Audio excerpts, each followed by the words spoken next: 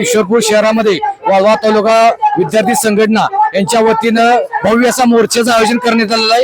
या मोर्चाचं कारण की आता जे देशभरची चर्चा सुरू आहे पेपर फुटीची, हाच एकमेव संदर्भ आहे। यासाठी आपल्या सोबत बोलण्यासाठी स्पर्धा परीक्षेची तयारी करणारी विद्यार्थिनी आहे, तिला विचारूया तिच्या काय भावना आहेत। दीदी काय नाव तुझं? नमस्कार, माझं नाव सरगम आहे आणि मी राजाराम बापू पॅरामाउंट अकॅडमी म्हणजे RIT मध्ये आमची एक डिपार्टमेंट आहे, अकॅडमी आहे आमची, तिथे शिकतोय। 12वीलाच आहे आणि मी पण नीटच शिकतोय। आता जे देशभर चर्चा सुरू आहे किंवा एकदम मोठा गदारोळ आहे, कारण विद्यार्थ्यांच्यावर पूर्ण आता आत्मविश्वास खचलेला आहे, काय वाटतं तू एक विद्यार्थी म्हणून तुझी काय भावना आहे?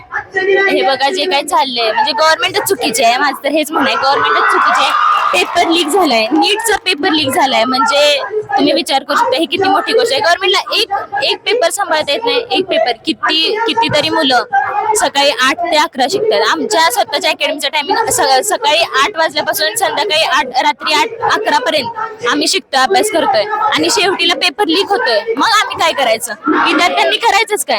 हेच आता विद्यमान आमदार आहेत विधान परिषदेचे, त्यांनी सांगितले की काही आंदोलक आहेत विद्यार्थी जंतर मंतरवरती आंदोलन करणारे, आपण कसं बघते तुझ्या तरुण विद्यार्थी म्हणून तू?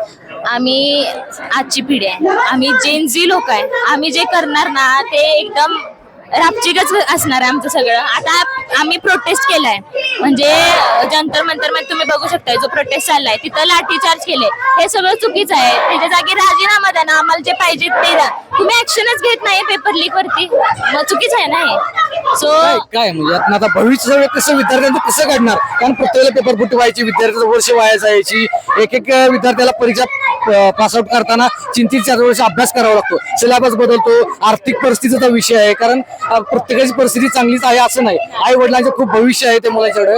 कसं वाटतं, काय बोलशील याच्यावर? मला फक्त इतकंच बोलायचं आहे की जेवढं गव्हर्नमेंटला शिक्षणासाठी करता येईल तेवढं करून दे, आणि हे जे असे छोटे छोटे ऍक्शन्स होतात जसं पेपर लीक झाले, काही कामच नव्हतं।